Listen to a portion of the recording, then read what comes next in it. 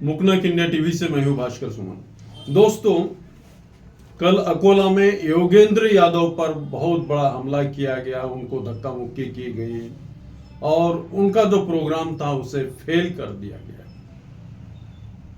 योगेंद्र यादव एक सुलझे हुए व्यक्ति है, बहुत बड़े एनालिस्ट है और सैकड़ों मंचों पर वो अपना भाषण दे चुके हैं और विगत 2024 का जो इलेक्शन हुआ था लोकसभा का, उन्होंने जो विश्लेषण किया था, उन्होंने जो सर्वे किया था, वो सटीक सर्वे सामने आया था कि एनडीए को कितनी सीटें मिलेगी और इंडिया अलायंस को कितनी सीटें मिलेगी। उनकी जो भविष्यवाणी जो थी वो सच साबित हुई।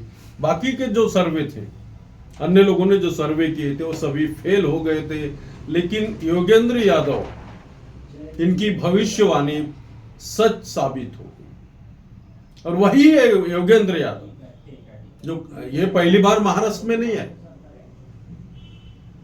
सैकड़ों बार वो महाराष्ट्र में आए और उनके कई जगह यानी सैकड़ों जगह उनके भाषण हो गए और बहुत ही अच्छे यानी हिस्टोरिकल उनका जो एनालिसिस होता है, बहुत ही एक तर्क शुद्ध उनका एनालिसिस होता है और कई लोग यानी हजारों लोग उनको लाइक करते हैं।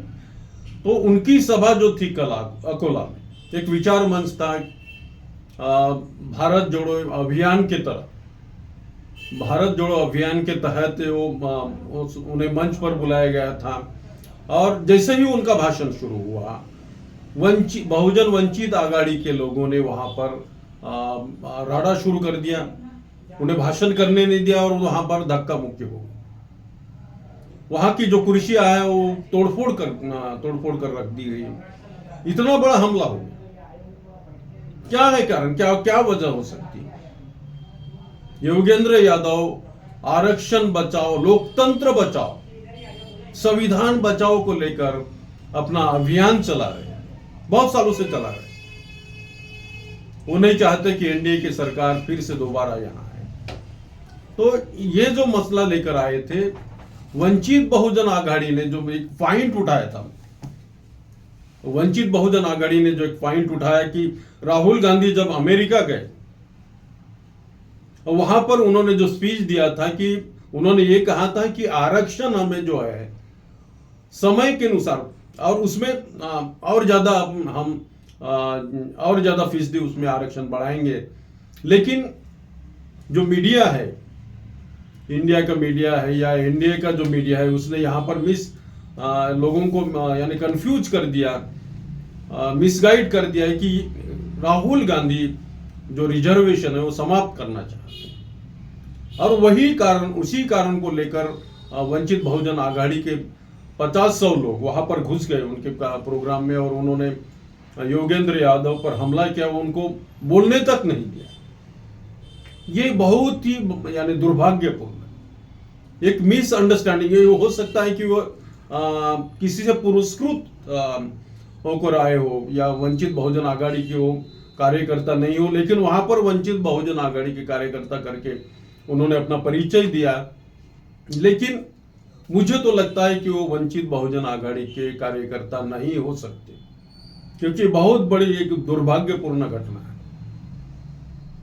ये एक व्यक्ति जो जनतंत्र को जिंदा रखने के, लोकतंत्र को जिंदा रखने के लिए कोशिश करना अभियान चला रहा है, संविधान बचाने के लिए अपना अभियान चला रहा है, तो क्या वही यानी बहुजन वंचित आघाड़ी के लोग क्या उसी को विरोध करने जाएंगे? ये बहुत ही दुर्भाग्यपूर्ण मसला है और मुझे नहीं लगता कि वंचित बहुजन आघाड़ी के वो कार्यकर्ता होंगे या ये किसी और से वो आएंगे, यानी पुरस्कृत किए होंगे उनको और उन्हें ऐसा करने के लिए लगा दिया गया होगा। लेकिन ये बहुत बड़ी दुर्भाग्यपूर्ण घटना है। अगर से वो वंचित बहुजन आघाड़ी के कार्यकर्ता है तो उन्हें इस बात की समझ चाहिए कि योगेंद्र यादव जो अभियान लेकर चल रहे हैं, वो डॉक्टर बाबा साहब आम्बेडकर का अभियान वो लेकर चल रहे हैं, जो हमें लेकर चलना चाहिए वो उनको लेकर चलना चाहिए।